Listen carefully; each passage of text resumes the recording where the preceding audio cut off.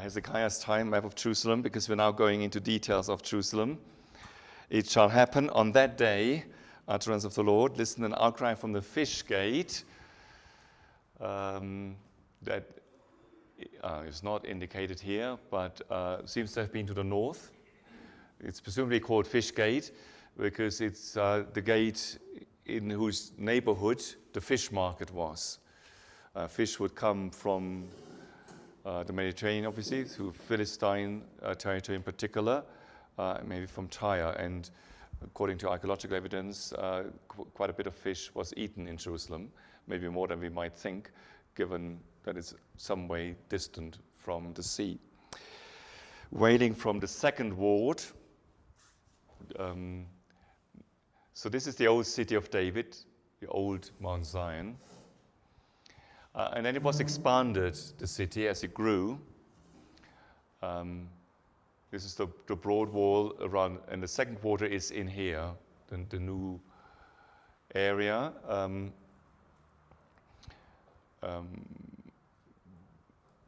Yes, I think there's mixed archaeological evidence as to what kind of area it was.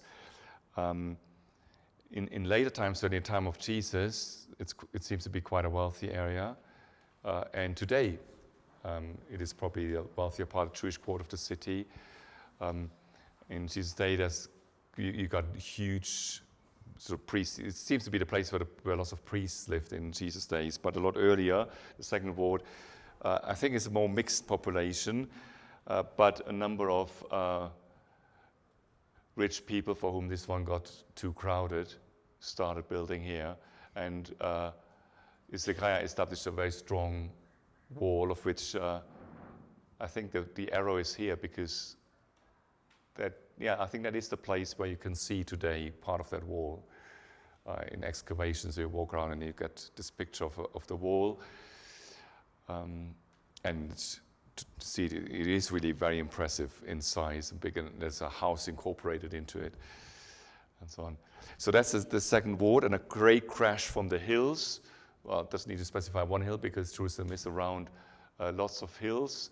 The sort of shaded area here are the more elevated. Shaded are the lower ones actually here. Yes, this is more elevated, and this is more elevated, and this, of course, is a high point where the temple is.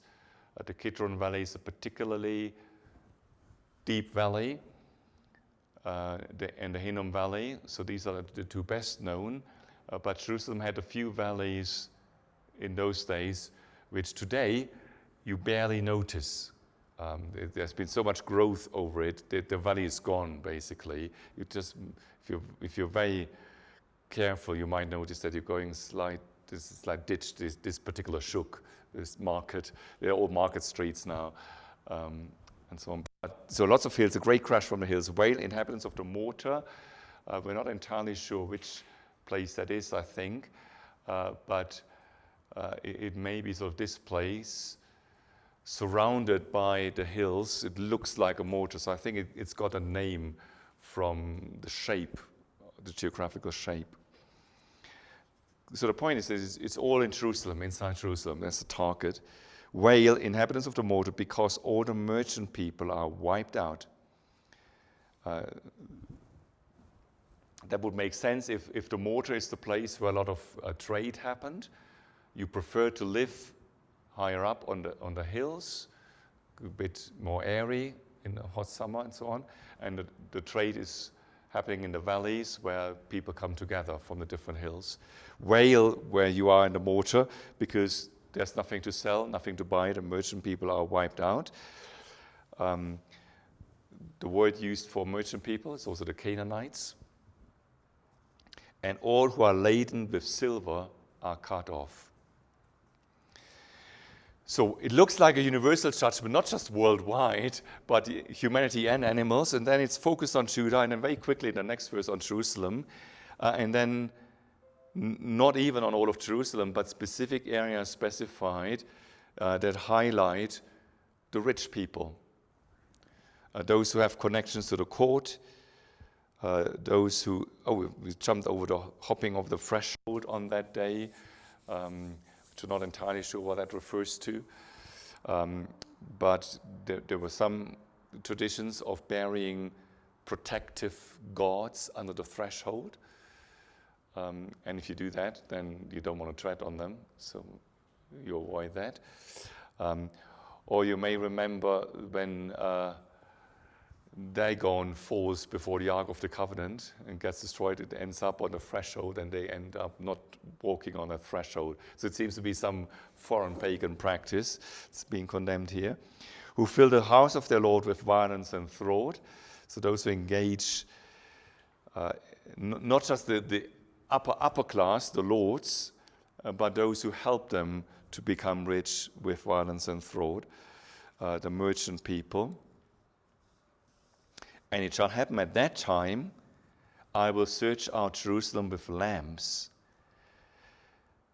This is why, if you see Zephaniah portrayed in a lot of, again, so I have to speak of Western iconography. I don't know what you do here, but if you see Western icons or church stained glass windows, a portrait of Zephaniah, then this lamp is the sign. If you see a prophet holding a lamp, then it probably says Zephaniah at the bottom. He's represented as the one with the lamp, because God says, I will go through with lamps to absolutely find out anyone. I will punish the men who congeal on their wine lees. That's a bit difficult image. But those who take it very easy, it seems, just enjoying the wine to mature. The ones who say in their hearts, the Lord will cause neither good nor evil. I mean, they might not have been saying that literally, even in their heart, but their thinking is, it makes no difference. I can do what I want. God is not going to respond to that. Their wealth shall become a plunder, and their houses a desolation. Though they build houses, they will not settle. Though they plant vineyards, they will not drink their wine. So reversal of what happened in the conquest, when Israel was told, you're going to inherit vineyards you didn't even plant. And houses, you can settle in houses that you didn't even build. Now it's the opposite, reversal of the inheritance of the land. Build houses, but you won't settle in there. You plant vineyards, but you won't enjoy the wine. Near is the great day of the Lord, near and coming very fast. Listen, the day of the Lord fiercely screams the warrior then. That sort of language tells me that he's not talking about the end of the world that is still ahead of us, because he's talking about something that is near and coming very fast. He's talking about the end of the world as they knew it back then. As in English, we sometimes use that phrase, that this was the end of an era, or this was the end of the world, the end of this world. Like the fall of the Berlin Wall, that was an end of the world type event. Something profoundly changed. So this seems to be, in my mind, what Zephaniah is anticipating first of all. The whole world as you know it, which is a world in those days that is very much interlinked with Assyria as power, although with Josiah a fair bit of freedom as well, but a system that is where everything is linked with each other, because that's what the Assyrians did. They won a tribute from those different nations, and not to say that the different cities paid their tribute in just one currency, so to speak, but they did rationalize the economy. They said, for olives, you're responsible. For sheep, you're responsible. And for grapes, you're responsible. So there were different centers of olive oil production, for example. An amazing number of olive presses for a town that consists of nearly nothing else. So there's a little process of industrialization. And so it's a whole economic system, political and economic system, into which Jerusalem and Judah were integrated. And Zephaniah announces the end of all that with a focus on Jerusalem. A day of fury is that day, a day of distress and anguish, a day of devastation and desolation, a day of darkness and gloom, a day of cloudiness and cloudy blackness, a day of shofar blast and loud sound. We've already picked up on some of those phrases when we talked about the day of the Lord, links to the Mount Sinai, the darkness, the shofar blast, and so on. Against the fortified cities and against the lofty corner towers. So the specific target in bringing this whole world to an end are the rich people in Jerusalem. These are the people that God has particularly in mind, that are singled out in the middle of the chapter. But of course, you won't make an end to them without impacting on the whole economic system, and others will suffer from it as well. And I will bring distress to humankind, and they shall walk like the blind, because they've sinned against the Lord. Their blood shall be spilled like the dust, and their guts like dung. Neither their silver nor their gold will be able to save them on the day of the Lord's fury. There we've got a little hint again of the focus on rich people, because only rich people would even think about the idea that you can be saved through silver and gold. And in the fire of his passion shall the whole land be consumed. For full end, surely a terrifying one, he will make of all the inhabitants of the land. The difficult thing here in translating this last part is that the Hebrew word eretz can mean land or earth. A lot of the time it's translated earth here, and it is right that we broaden out again and look at a more universal judgment. I think earth doesn't quite capture it, and probably land doesn't quite capture it either, and region doesn't fit poetically in that context. But what Zephaniah is talking about, first of all, is the complete end to that whole region, to the known world around there.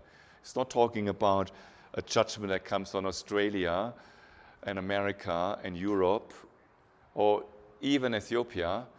He's talking about the whole region that is part of the Assyrian Empire that is coming to an end.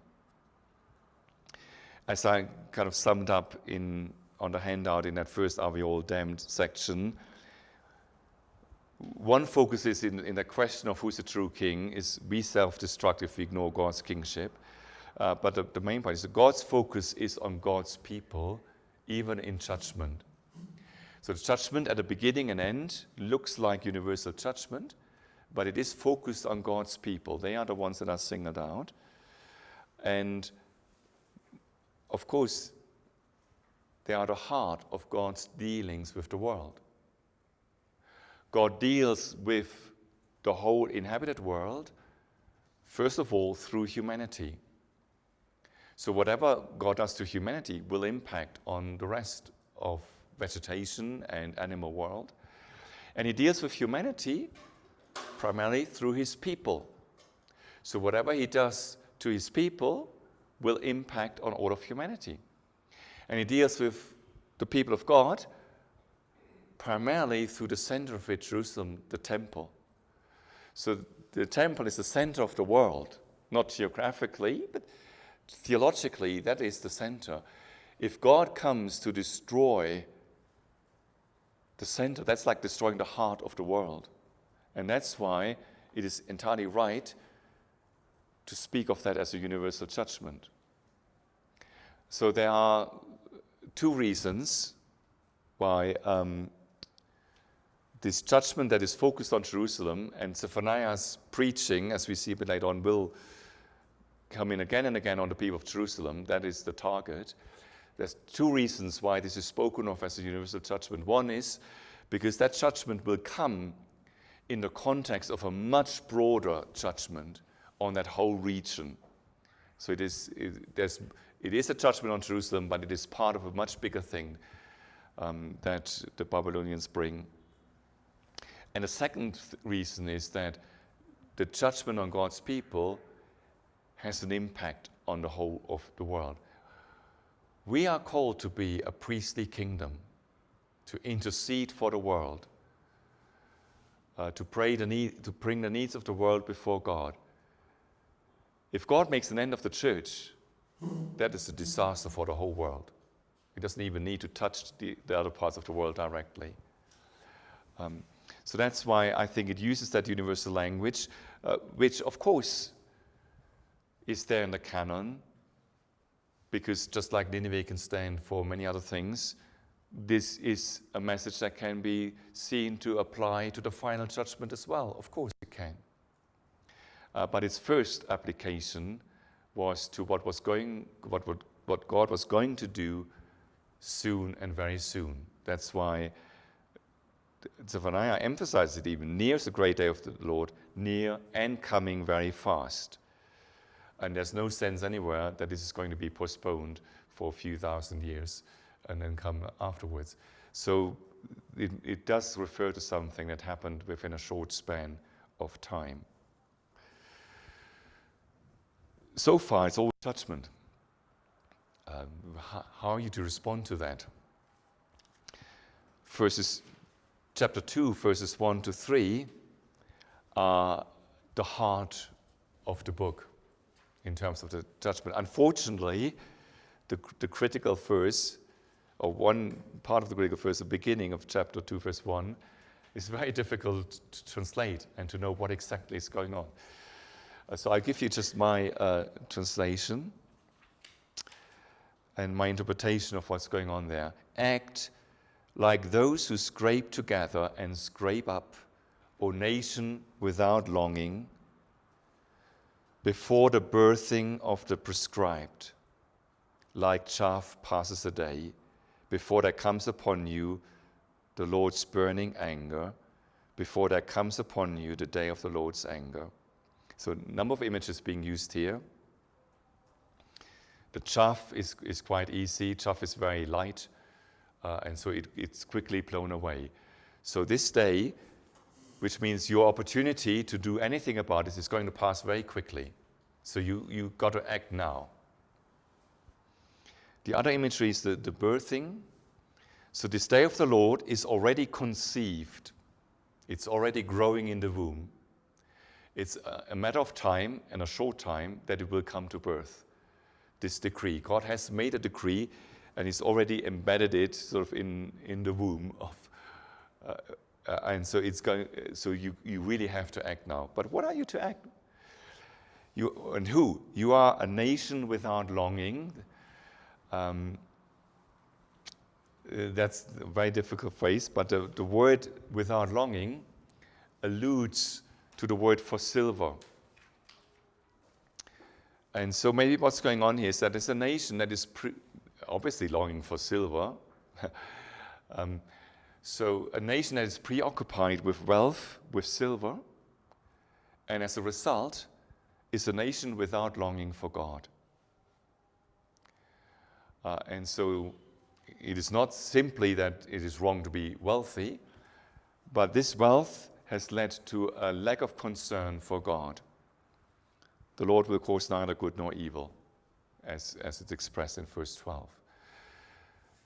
That was, according to Zephaniah, the situation in those days.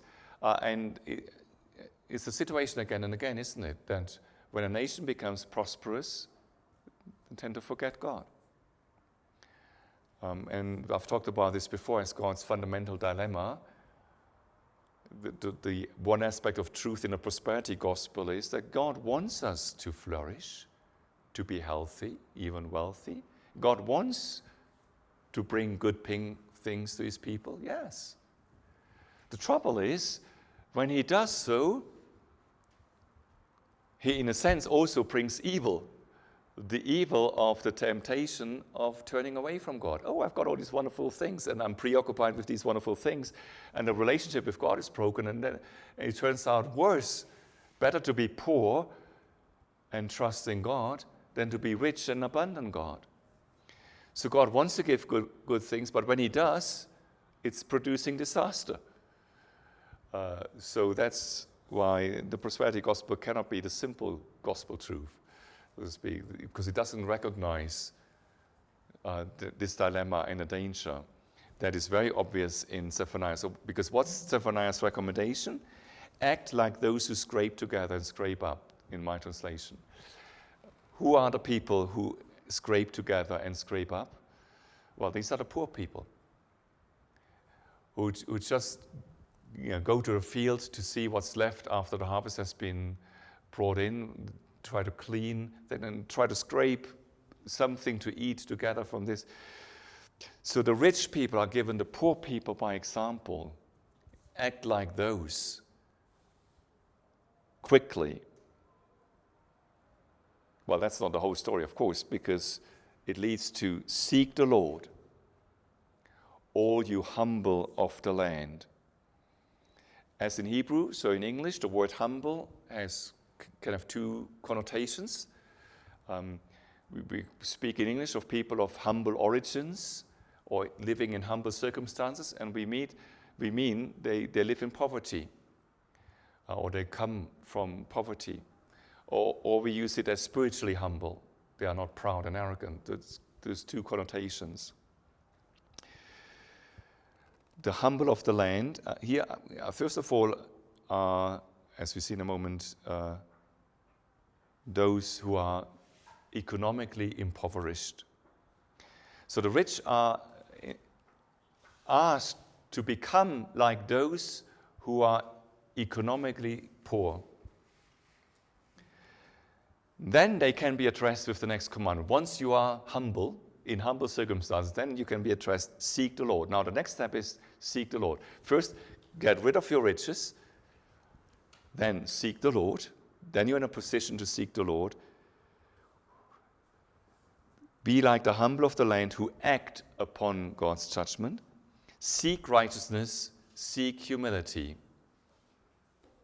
That's why I think the humble of the land here are the economically poor, because they are asked to seek humility. That doesn't necessarily mean they're not spiritually humble as well, but spiritual humility is something that needs to be continually sought. It is easier to be, in some ways, it is easier to be economically poor than to be spiritually poor. To have that spiritual humility, that needs to be something to be sought. And so this is telling us, liberation theologians speak about God's preferential option of the poor, and there's something of that here. There's disaster to come upon the rich, and their only chance is to become poor. But being poor doesn't save you. Being poor merely helps you to seek the Lord, seek humility, seek righteousness. That's what you look for. And then perhaps you will be hidden on the day of the Lord's anger. So the day of the Lord's anger will come. There's here no question about trying to prevent that day, for God to change his mind. The question is, will you survive this? And if you are among the elite and rich people, you'll be the first one to be hit. So go into hiding, abolish your reliance on riches, seek the Lord, seek righteousness and humility. There's your chance. 4, here's the rationale given, and many people dislocate, take verse 4 with the next verse, but I think you shouldn't. The Hebrew text doesn't, I think, Hebrew manuscripts. Here is the reason. Gaza will be forsaken. Ashkelon become a desolation. Ashdod, at midday they will drive her out, and Ekron will be uprooted. These are all Philistine cities, as you probably know. And first in particular are a wordplay, Gaza being forsaken, Ashkelon becoming a desolation. At midday they will drive her out, means there won't be a long fight. You start fighting in the morning, and then you go through all the day, but at midnight they're already driven out, so you only need half a day to battle them, so it shows the speed of it. And Ekron will be completely uprooted. Now trace that journey. Gaza is the one furthest to the south, nearest to Egypt. Then going up the coast, you come to Ashkelon. Going up further the coast, you come to Ashdod. Then you are at a level of Jerusalem, similar. Then you go halfway to Jerusalem and you are Ekron. So what is this saying? The day of the Lord is coming. Gaza, Ashkelon, Ashdod, Ekron. Next stop, Jerusalem. Obviously, that's where it's going. So it's a similar strategy to what we saw in Amos, circling around, and then the center is Jerusalem. So here he describes a military movement that is entirely hypothetical in a sense. It's not a particularly logical movement. That would be maybe logical for an Egyptian force or an Ethiopian force to take, but it's going to be a Babylonian force. They're not going to take that route literally. That wouldn't make any sense. They're coming from the north. But it's a poetic way of saying disaster is coming. It's coming ever closer to you, so you got to respond now. And then taking account that this really is a much broader thing. Jerusalem is the target, but it's a broader thing. We have another oi. Oi, inhabitants of the coastal portion, nation of Kerethites. Oi is also used to get someone's attention. And that is fitting here, talking Prince English. Canaan, land of the Philistines. Remember, I said Canaan is a word for merchant also. So they are called Canaan, the Philistines. So focusing on their merchant activity. I will destroy you until no inhabitant is left. And Kerethites is another word for the Philistines. So that's why many people take verse 4 with verse 5, because it's talking again about Philistines, but it has a different function here. And the coastal portion shall become herders' camps, grazing lands of shepherds and sheepfolds for flocks. In other words, civilization is all destroyed here, and it becomes just a rural scene. And it shall be the portion for the remnant of the house of Judah. By the sea they shall graze. That's maybe slightly surprising here.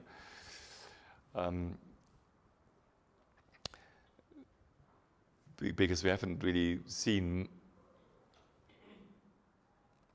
much about judgment on Judah other than Jerusalem. But this assumes two things. Of course, that Judah will be under judgment. Otherwise, you wouldn't talk about a remnant of Judah.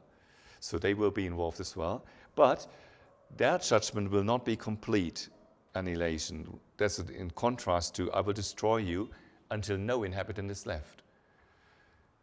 By implication, God says, I will destroy you, Judah, but there will be inhabitants left. There will be a remnant of the house of Judah, and they shall receive the Philistine territory as their portion. By the sea they shall graze, which is on the one hand a very peaceful image, like flock. On the other hand, it's not a very advanced civilization type thing. And that is one of the intriguing things that I'm trying to reflect on as I looked at Zephaniah. Zephaniah, to me, sounds like a very urban character. He knows a lot about Jerusalem and so on. But he's really, if you put it like that, biased towards village life and simple rural life. And the condemnation is all the city life. And the future is not a civilization, but the herders' camps, the flocks, the sheep, and so on. So part of the message here is that there's something that civilization is a good thing in the Bible. It begins in the garden, it ends in the city. So civilization is good. But Zephaniah puts the emphasis on there's something profoundly wrong with this whole civilization. Not just the individual people, but the whole way they go about things with the foreign clothing and ignoring the local population. And the whole thing stinks.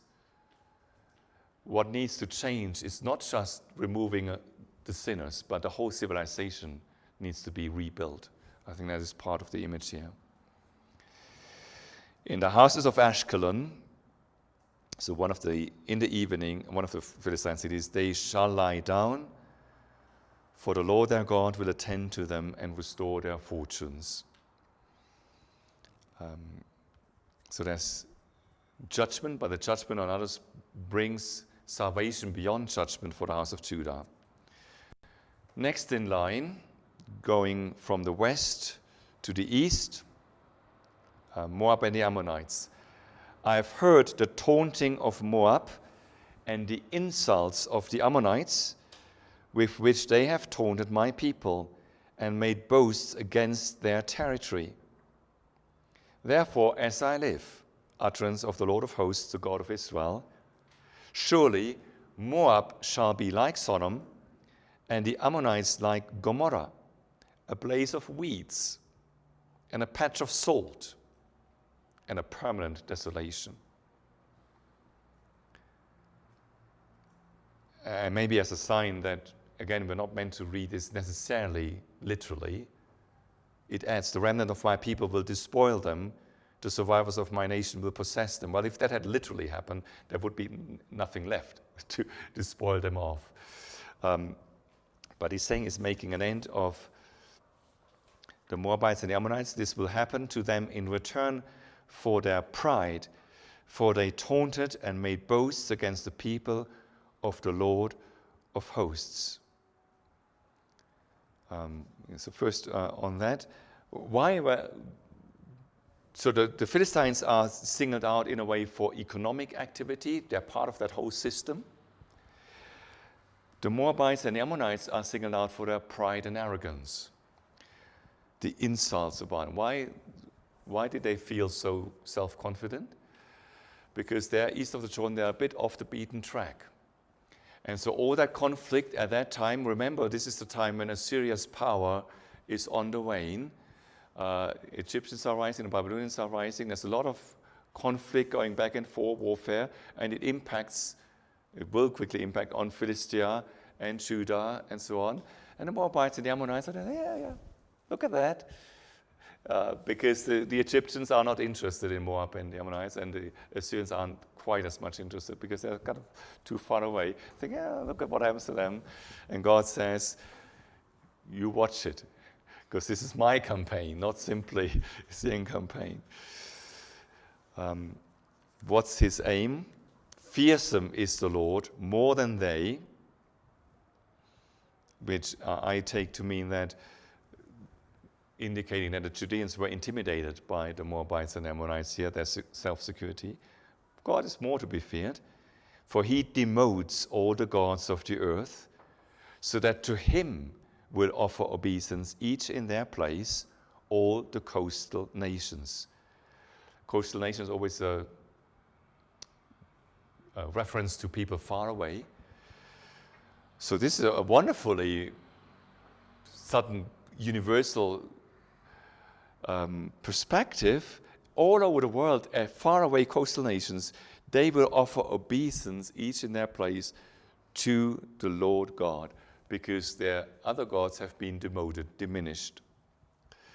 Possibly even in quite a literal sense, I explore that in my commentary a bit, that their cult is being fed by all the grain and so on, and the priests get rich and the temples get bigger and so on.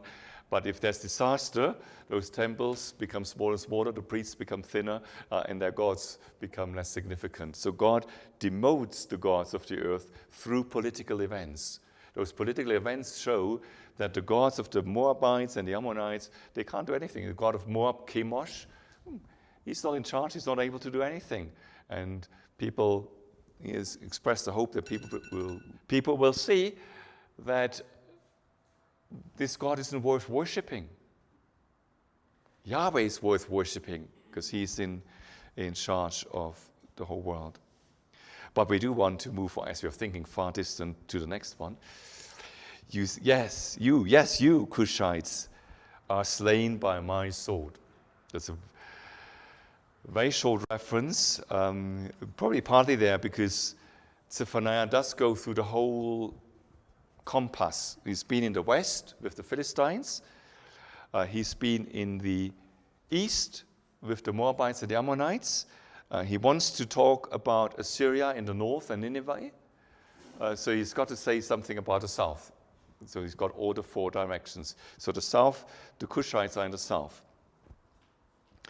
But there isn't actually a prophecy about or against the Cushites, because they're already slain, he says, by my sword. So this is not announcing disaster, this is merely claiming it.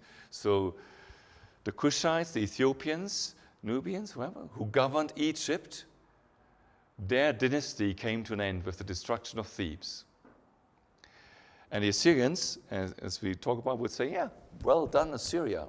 We've gone as far as Thebes. None of those eastern empires has ever gone as far as Thebes. Didn't we do well? And God says, you Cushites are slain by my sword. You are my victims, not Assyria's victims, really. And so the Assyrians shouldn't think they are bold and strong. And so the focus lies on the Assyrians, which is why he talks much longer about them. He shall stretch out his hand against the north, and he shall destroy Assyria, and he shall make Nineveh a desolation, a parched land like the desert. We've seen already that prophecy earlier today. Now note the addition. Again, the rural image. Then flocks will lie down in her midst, every wild animal of the field. So if wild animals are living there, then presumably people are not living there. The owl will be there, as well as the jackdaw shall lodge on her capitals. So imagine they're just ruins, and those birds are making their resting place there, nothing to disturb them. Listen, sound of singing at the window. Oh, maybe there is some humanity there. This is my interpretation of this verse, which is not as common, but a lot of people link that singing to the birds, and I discovered that birds are never said to sing in the Bible. Bird song is something so natural for us to speak of, but it's not clear that in Hebrew the sound that the birds make is ever referred to with singing. So where English commentators and translators and people have made a very quick link to the owl and the jackdaw, I think it's quite unlikely that it's their singing, because bird song doesn't exist, like not with that verb, that particular verb in the Bible. And in any case, the owl and the jackdaw make a different sort of noise. So the sound of singing, I think, is here referred to as a momentary human element, because singing is usually something that humans do. And in fact, I'm not sure that there's anyone other than humans who do singing, other than persons in the Bible. But there is no human. Devastation on the threshold, because he has exposed the cedar work. So it's just the sound maybe of the wind going through that you can interpret as singing. There is nothing. This is the exultant city that dwelt in safety, that said in her heart, I am, and I only. Look at how big I am. What a desolation she has become, a lair for wild animals. Everyone who passes by her will hiss and shake his fist. Woe to you. So possibly a bit surprising that having the universal judgment focused on Jerusalem in chapter 1, then the warning to the people in Jerusalem underlined with this movement of destruction that's getting ever closer to Jerusalem. We then have the compass, west, east, south, north, and so the real long target seems to be the north, because it's the last one, and it's spoken of in quite some detail. And of course, there's no inheritance of the remnant of the house of Judah. There's no human presence there at all. So suddenly there's an additional focus on the destruction of Assyria as well. And that will be interesting to pick up tomorrow as we look at chapter 3. But the reason for that is that God's focus are the people of God. He punishes the rich people in Jerusalem, but they are part of a whole system, political and economic system, that is run by the Assyrians. And so the Assyrians also must be a key target for God. know from Nahum that the Assyrians are a target for God's judgment.